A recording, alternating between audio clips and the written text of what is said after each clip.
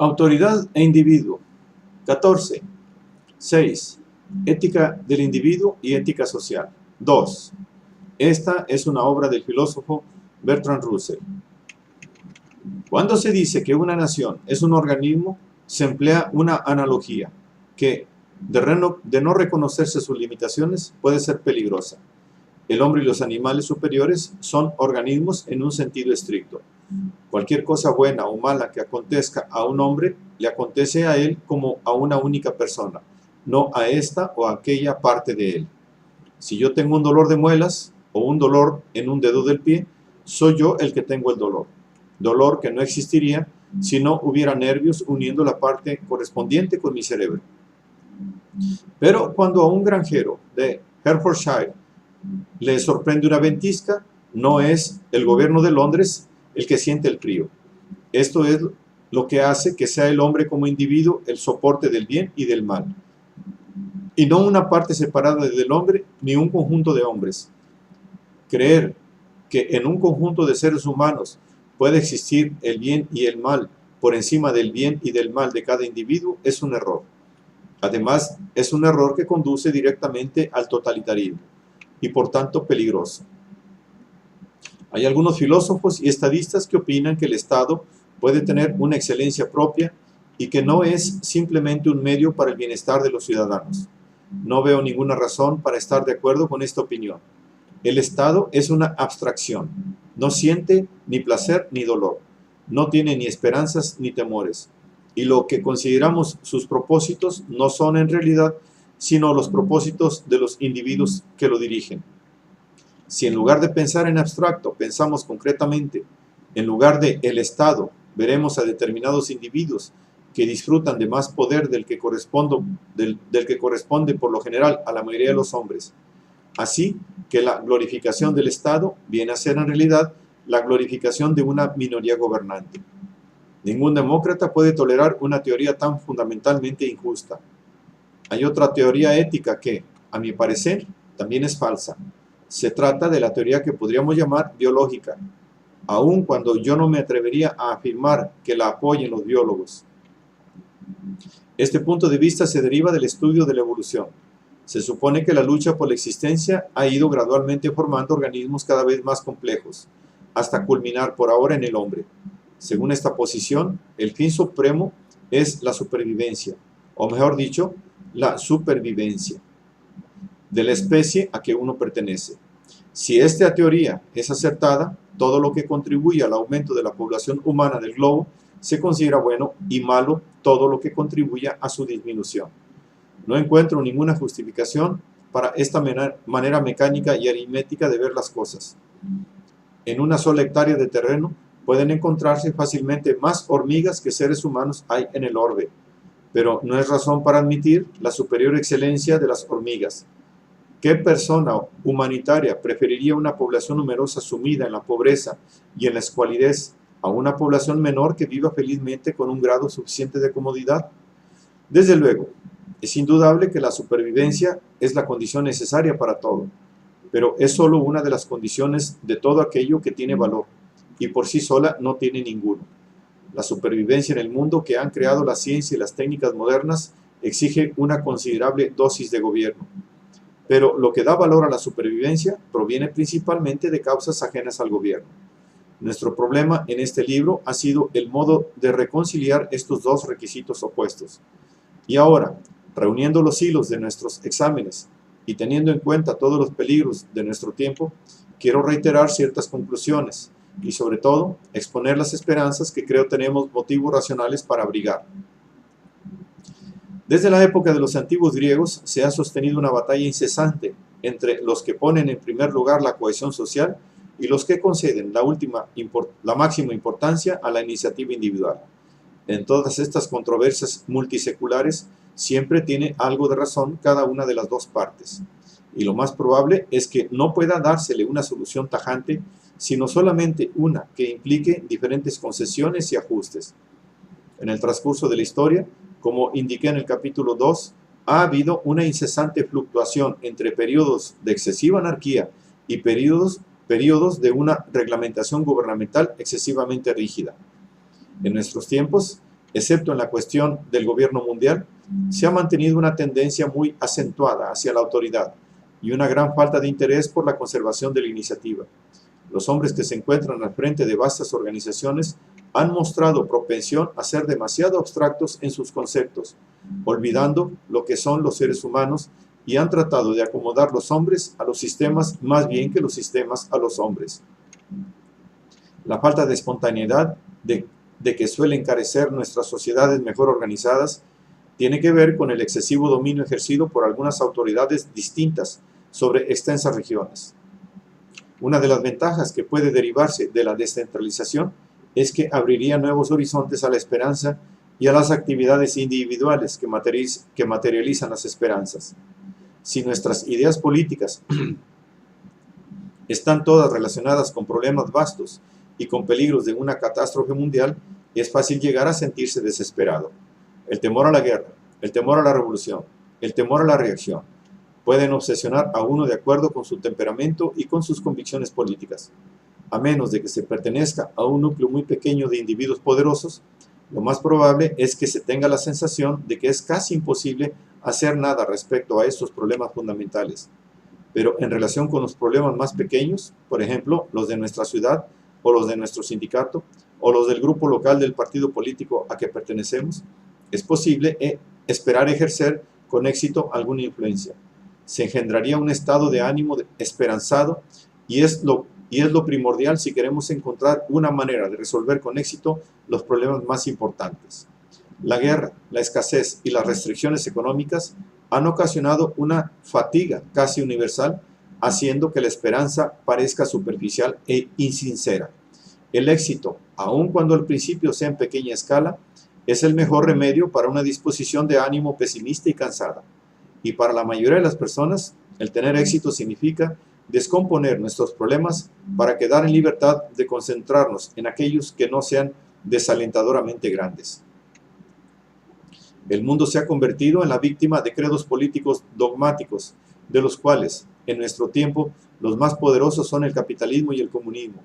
Yo no creo que, en una forma dogmática y rotunda, ninguno de los dos ofrezca un remedio para los males previsibles.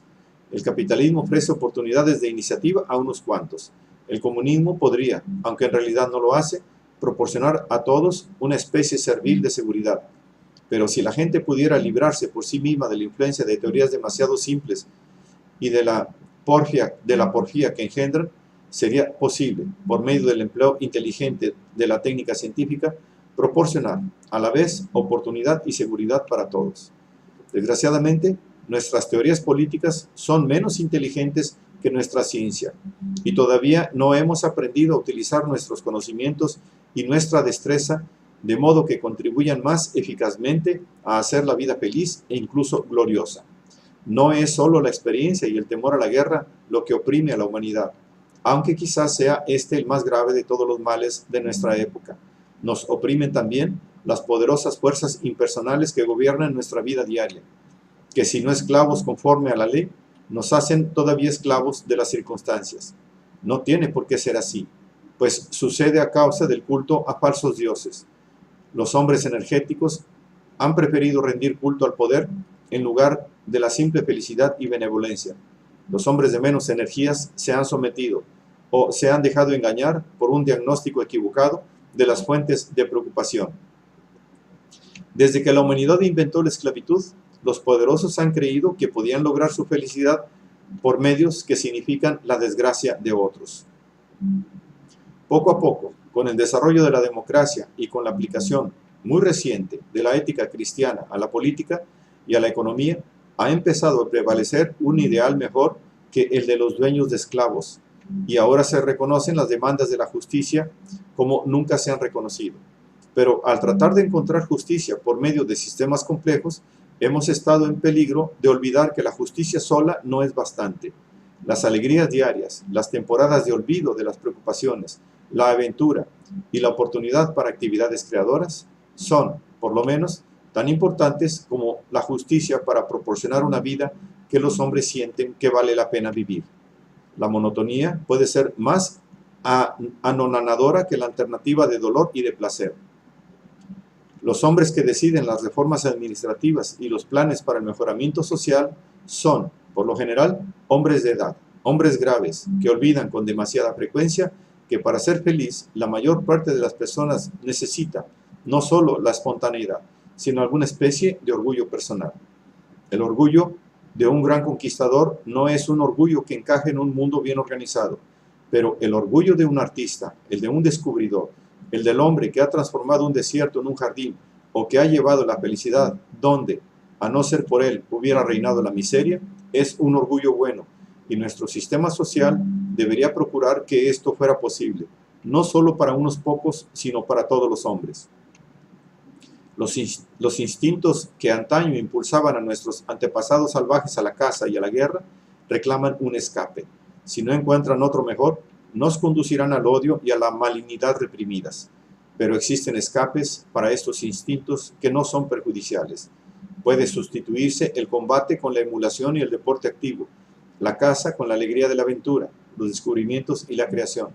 No debemos ignorar estos instintos y tampoco es necesario que los lamentemos. Son la fuente no solo de lo que es malo, sino también de lo que más vale en las realizaciones humanas.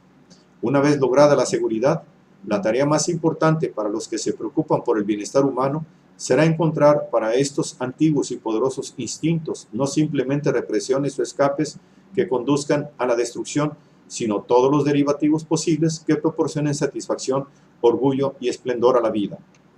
A través de todas las edades del desarrollo humano, los hombres han padecido dos clases de desgracias: las impuestas por la naturaleza externa y las que ellos mismos se infligen estúpidamente unos a otros.